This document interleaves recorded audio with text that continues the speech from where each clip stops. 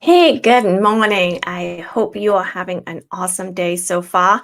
I know it just started at 7 a.m. Eastern, but why not get your day started in a great way and make the most of it? So, my name is Carrie Postal. I am the owner and founder of Abacus Business Solutions, helping business owners to know, understand, and trust their numbers, something that is a critical aspect to the success of any business. So we have 2 weeks left of the year. Can you believe it? This 2023 just flew by for me. So I don't know about you, but there's just lots of really great things that you can do when you get to the end of the year. Sometimes tend to slow down a little bit. You have that time to stop and to think and reflect back on the year. And if this is something that you haven't done before, then I really encourage you to do it this year because it can be really helpful. It can be very powerful. And it can really propel you into 2024. So take some time, if you can just carve out a couple of hours and just sit down, with a pen and paper or, with your iPad, whatever, and just take some notes. Look back and think about, okay, how was my 2023? Was it everything that I wanted it to be? What is everything that I needed it to be? Did I reach all those goals? So take some time and just kind of like just brainstorm, just do a brain dump and look back, think back to January. How did your year start? Did it start off really well and then get harder throughout the year? Or did you have a slow start and then pick up momentum and then finish strong? And everybody has different stories depending on the kind of business you're in as to whether it is a seasonal business. There's lots of different stories that everybody has. So don't compare your journey to somebody else's. You might be at the beginning of your journey where somebody else might be, in the middle of theirs, and you can't compare those two. So focus on you, focus on how was your year. So what were your achievements? Let's start with that. What were your wins? What were those things that went really, really well for you?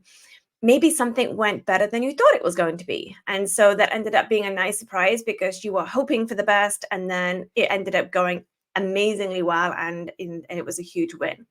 So take time to think about what were those wins, whether they're large or small. It's really important to recognize what those wins are and then take that momentum into next year with you as well. So go back, look through the different months, look to see, look through your team. If you have a team, what kind of wins did they achieve?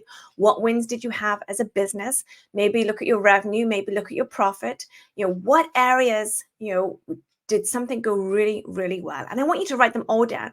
And if you can, get 10, get 15, get 20, get as many as you possibly can, and really reflect on those and celebrate those wins as well. Once you've done that, then I want you to look at what didn't go so well. What could have gone better? And I want you to stop and think about that, whether it's a team aspect, whether it's a client aspect, customer aspect, whether it's a numbers aspect. Maybe you didn't hit your revenue and profit goals that you hoped that you would.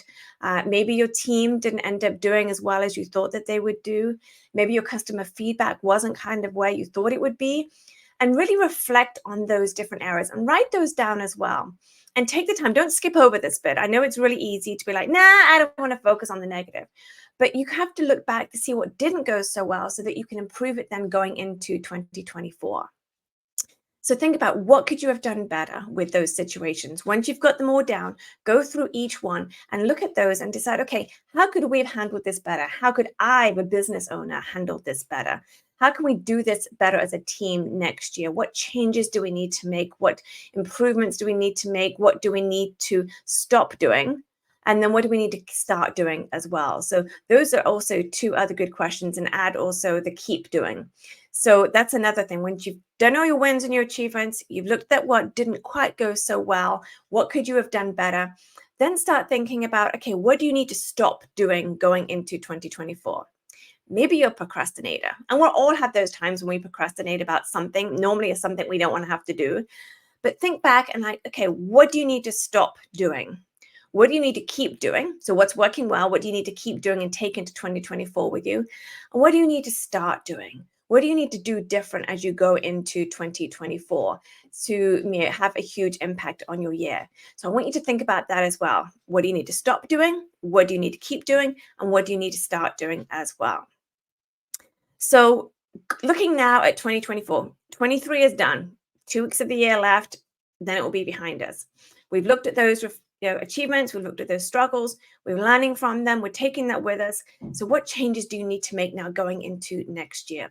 What do you need to start doing? And don't think, okay, I'll start then in February, I'll start then in March. January is always crazy busy. I want to encourage you to really start right now. Don't procrastinate on starting something that could have a huge impact on your business. Maybe there was something in 2023 that you've been putting off. Maybe, a new way of doing things, maybe a new service that you wanted to provide, a new product that you wanted to start selling. Think about what did you put off in 2023, whether it was, a financial reason or a confidence reason, whatever it might be. What did you not do in 2023 that you wanted to? And make that happen in 2024. Maybe you need to make some tweaks to that to make it more successful. And maybe you've been thinking about that and learning about that and figuring out what does that look like. Well, then let's make it happen in 2024. Let's do something about it. Let's stop procrastinating and start actually doing what you've been putting off in the last year. And then I want you to write down your goals if you haven't done so already for 2024.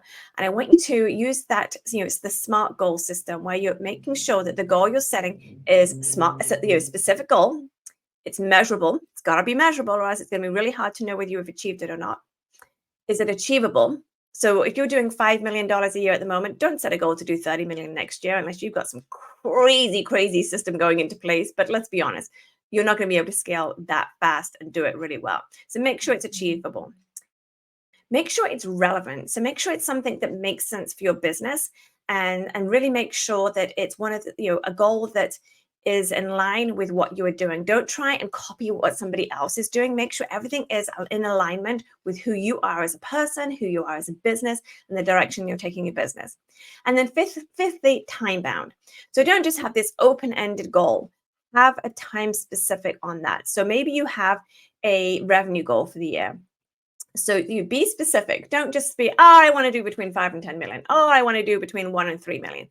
Get specific on that and then break it down into the quarters. So it's measurable because we can see what the numbers are. So this is where you need to make sure you've got your books up to date so that you can see exactly what's going on in your business.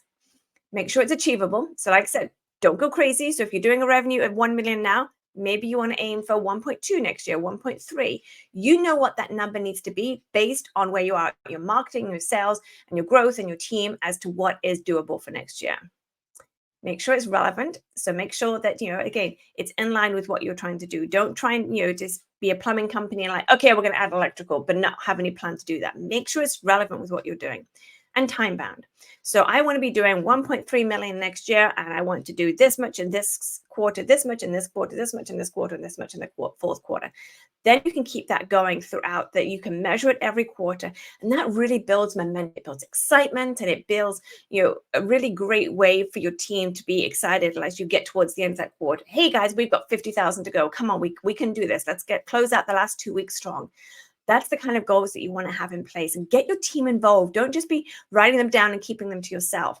You're more likely to achieve a goal when you write it down and you share it with other people as well. And if your team know that you've got these amazing goals, they're going to get excited as well, because they're going to want to be on that journey with you, because they know it's going to benefit them in the long term as well.